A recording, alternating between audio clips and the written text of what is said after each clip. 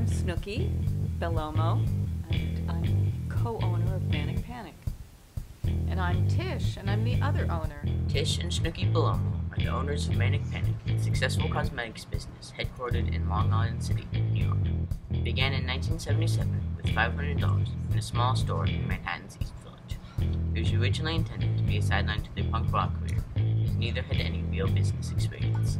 We just decided to open a store as a sideline to our singing career. We just thought, oh, that would be fun. Let's open a store. We had no idea about business or what we were doing.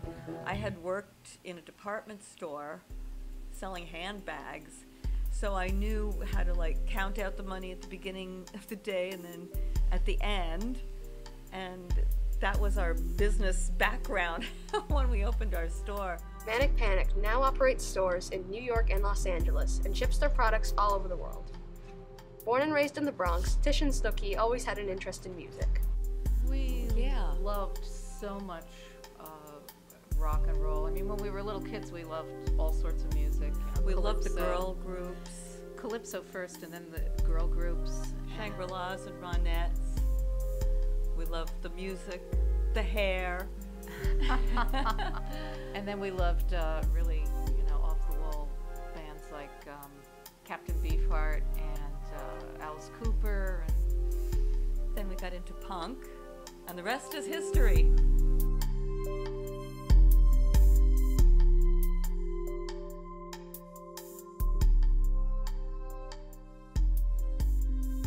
Well, we always loved music. We would sing and dance and put on shows for everyone. And charge admission. And then serve the refreshments in intermission and charge for that as well. So we had an old convertible that our aunt gave us, and we used to drive around. We called it the Bellomobile. Our last name is Bellomo.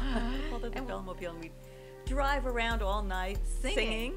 And with, a whole bunch of kids in the back. That was our fun. Getting into all kinds of mischief. Yeah. Tish and Snooki were approached by Blondie members Debbie Harry and Chris Stein, who asked them if they were interested in singing backup vocals in the band. Sang backups for Blondie.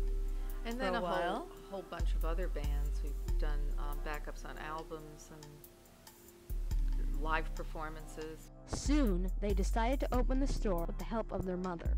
In fact, she named Manic Panic. She came up with the name when we were trying to think of a name for our store. And she'd be sitting in the audience at CBGB or Max's, and this little white-haired lady, and among all the punks. Everybody loved her. We were living at home with our mother. And the rents were so cheap in the East Village, you wouldn't believe it. So the rent was like $250 a month. But, for us that was a lot, because sometimes not one person would come in the store all day. Sometimes we'd make 50 cents. We had no air conditioning. But little by little, we grew the business. We just invested everything we made back into the business, back into the stock. We never overextended ourselves, never bought anything we couldn't pay for. I don't know. I think the first time we realized we were onto something, that our store was a success, was at Halloween. And we were the only store back then in the neighborhood that carried, theatrical kind of makeup and hair dye and wigs. And so we had there was a line out the door. We thought, oh my God. But even before that, when we first opened, we hardly had anything to sell. And every TV station came to cover us because we were the first punk boutique in America. So we got a lot of coverage. And we got so much press, and we had hardly anything to sell, but we were in every newspaper and magazine and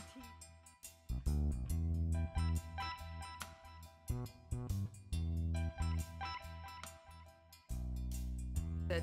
We were the only ones in the East Village, actually in all of downtown probably, that sold extreme cosmetics and theatrical type cosmetics. So we were known for that, so we continued doing that little by little with the hair dye. And now we've got amazing powders, our Vampire's Veil and our Goth White and all these great products that we love. And bright eyeshadows with glitter And we also have wigs and little clip-in pieces of colored hair. Nothing natural or normal. That's not us. Managing an international business takes up a lot of their days, but Tish and Snooki still find the time to perform. you don't sleep. It's really hard. It's not easy. We just, lead this double life, and Because we're still doing it. Yeah. So. but I guess we're used to it. We've been doing it ever since, we opened the store. We used to, oh my God, we would work in the store all day About like a 10-hour day. and then go to this Sophie's? club, Sophie's, a few blocks away in the East Village, and do 3 or 4 sets, and then be back at the store the next day and work all day, and then be back at Sophie's at 9. We've always been rescuing animals. Ever since We we were just- kids, we've always loved animals. We've been kind of obsessed with them. It's true. Our mother was a little worried for a while when Tish would go in the bathroom and didn't you howl like a cat? And Yeah. she, I guess you were I was- perfecting your cat howl. Yeah. but No she one was wanted to hear worried. it, so I'd have to do it in the bathroom. But it echoed nicely. But we had a Siamese cat, so he was really loud, and I liked to, But we've always, if we see a dog on the street, we can't leave it. We have to rescue it, or a cat. Well, our biggest seller is our hair dye, and it's made by elves. Oh no, that's those cookies. Ours are made by devils. Right, that's true. They're really, really safe.